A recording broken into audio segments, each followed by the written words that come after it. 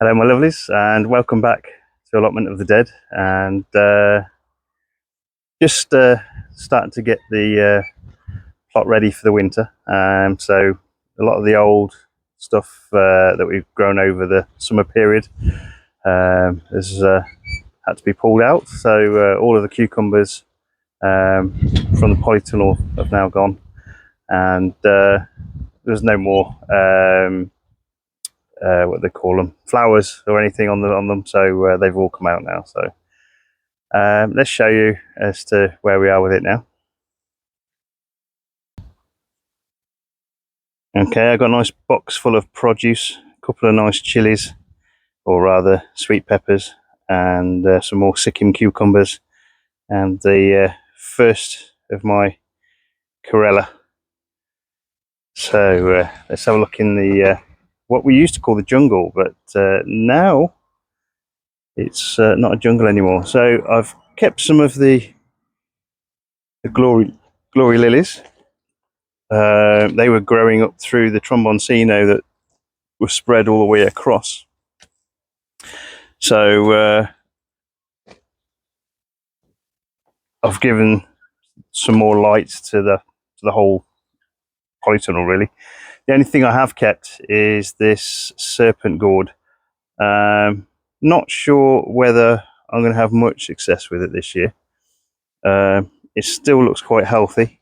It still looks like it's trying to grow some flowers. I mean, there's still flowers and things there, and I've got at least one gourd growing, but I've had to extricate this away from the tromboncinos, which were pretty much taken over the entire place, really. So now that area's been cleared, so all of the cucumbers have gone.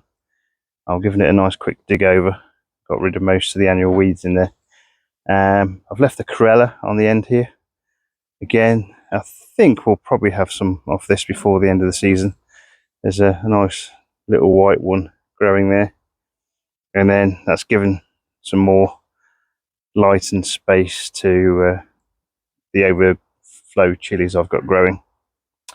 I didn't think I was going to get much in the way of melons, so these are about 3 melon plants, and come in this morning and I've seen this little fella. So I'll keep watering and see how big he gets before the frost kicks in and kills the plant.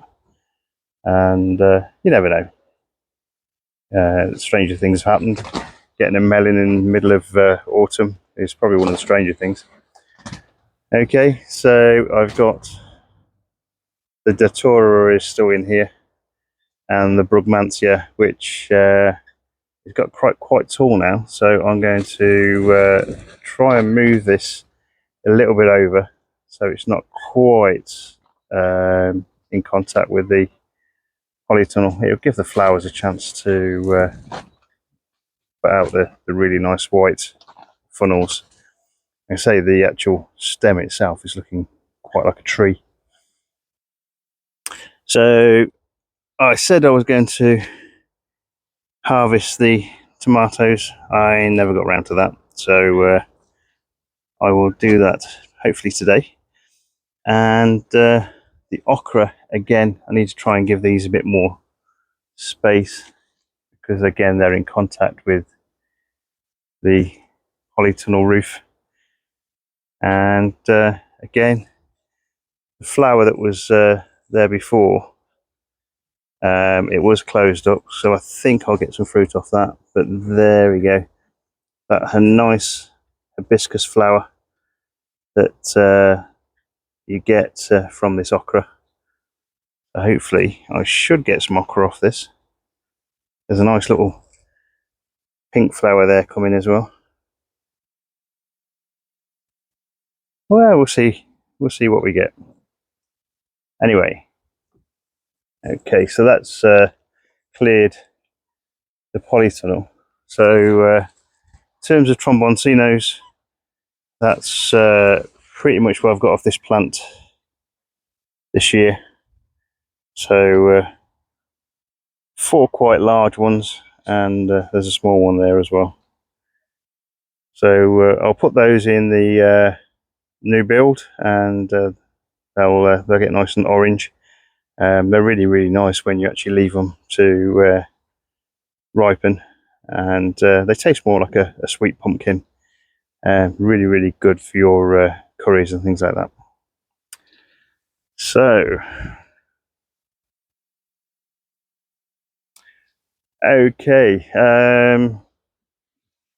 like I say, we're getting to that winter period now, so as we move towards that, there's plenty more of the things we're going to have to dig out and replace with other things. I think the polytunnels are good in that you're able to extend your growing season. You'll be able to plant some things like mustards and some of the weirder kind of Chinese greens that you can plant in there over that winter period, and even some kale.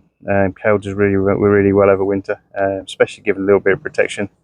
Not really from anything other than the snow, because kale generally is most of the times okay. Anyway, all the best for you to you guys. We'll see you again soon. Take care. Bye bye.